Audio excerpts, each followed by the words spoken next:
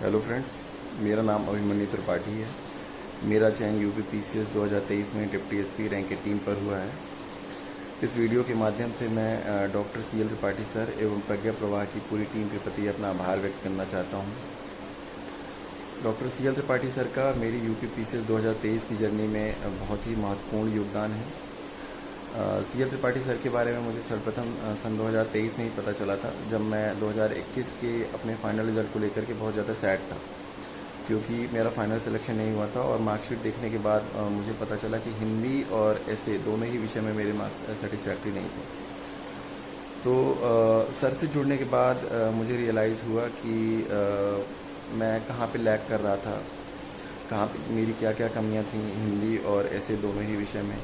In fact ऐसे की अगर बात की जाए तो अब मैं कह सकता हूँ कि उस समय मुझे ऐसे का ABCD भी नहीं पता था। सर से जुड़ने के बाद मुझे पता चला कि ऐसे की स्ट्रक्चरिंग कैसे की जाती है, इंट्रोडक्शन में क्या लिखा जाता है, मेन बॉडी में कैसे क्या लिखा जाता है, कंक्लूजन कैसे लिखते हैं, कोटेशंस का क्या रूल होता है। और 2023 के पेपर की अगर बात करें तो सर ने हम लोग को जो टॉपिक्स प्रैक्टिस कराए थे, ऑलमोस्ट सिमिलर टॉपिक्स, 90% आप कह सकते हैं सिमिलर टॉपिक्स एग्ज़ाम्स में आ गए, तो उससे बहुत ज़्यादा हेल्प मिली। और हिंदी की अगर बात की जाए तो कई बार हम हिंदी विषय को लाइटली ले लेते हैं, सोचते हैं कि नहीं हिंदी में हम कर लेंगे, हिंदी में हमें कोई असिस्टेंस की ज़रूरत नहीं है। लेकिन अक्सर हम हिंदी जब लिखते हैं तो हम ये पाते हैं कि जो शब्द हम लिखते हैं वो कई बार गलत लिखते हैं, और व्याकरण की अशुद्धियाँ होती हैं जब हम लिखते हैं, वो हमको पता नहीं चल पाता, और वहाँ पे हमारे मार्क्स कट जाते हैं आयोग में। और सर ने सेम मिस्टेक, जब हम सर को कॉपीज़ अपनी जमा करते थे, ऑफलाइन सबमिट करते थे, तो सर सेम मिस्टेक्स हमको पॉइंट आउट करा के रियलाइज़ कराते थे कि आप यहाँ गलती कर रहे हैं। तो सर के माध्यम से जितनी हो सकती थी मेरी ऐसे में और हिंदी में जो मैं गलतियाँ करता था वो मैंने दूर की, उन पर वर्क किया। और इन दोनों पेपर्स के अलावा अगर एथिक्स की बात की जाए तो पेपर 4 एथिक्स में भी कुछ टॉपिक्स को लेकर के मुझे कन्फ्यूजन रहता था, तो मैं अक्सर सर को कॉल कर लेता था और सर से डिस्कशन करता था। उस पर सर अपना सुझाव देते थे, कन्फ्यूजन दूर करते थे। वो बताते थे कि कोटेशंस का यूज़ आप कैसे एथिक्स में भी कर सकते हैं। तो इन सारे सब्जेक्ट्स में सर ने मुझे बहुत ज़्यादा हेल्प किया। और इससे ज़्यादा अगर मैं एक बात करूं तो जो मुझे बहुत ही ज़्यादा सर के बारे में अच्छी लगी कि सर एक बहुत ही ज़्यादा अच्छे इंसान हैं। सर से जुड़ने के बाद जब मैं सर को कॉल करता था तो मुझे कभी ऐसा फील नहीं हुआ कि सर मुझसे बात नहीं करना चाहते या मेरी क्वेरीज अटेंड नहीं करना चाहते।